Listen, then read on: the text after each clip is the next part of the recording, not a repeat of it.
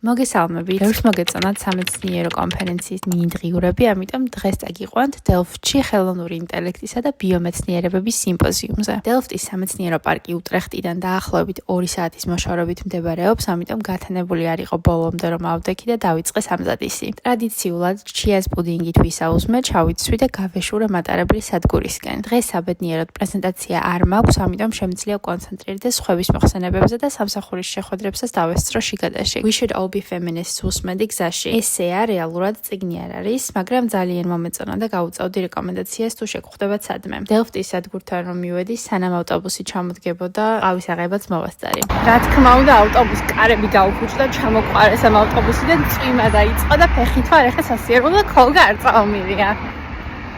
პირველი keynote-ის შემდეგ შეხვედრა მქონდა, ამიტომ 2 მოკლე პრეზენტაციის გამოტოვება მომიწია და კოლეგებს ლანჩის დრო შევუერთდი. საბოლოო ჯამში ძალიან ბევრი საინტერესო ლექცია მოვისმინე. ზოგი საკმაოდ შორს იყო იმ კვლევებისგან, რაზეც მუშაობ, მაგრამ მთელი არსიც ეგაა კონფერენციების, რომ მოისმინოს სხვები რაზე მუშაობენ და აიღო მათგან ინსპირაცია. საღამოს სავახშმოდ იქვე ახლო-მახლო დაგვპატიჟეს ერთ-ერთ რესტორანში და უგემრიელესი პატარა კერძებით გაგვიმასპინძლდნენ. დაახლოებით 8-9 საათისკენ წამოვედი უკან აბსოლუტურად ენერგია გამოცვლილი და მაშინვე დავწექით ასაცინებლად. 2 დღიანი იყო ეს კონფერენცია და მეორე დღესაც დილით ადრე უნდა ამდგარიყავი. სულ ეს იყო დღეს, კოცნით და გეხვევით.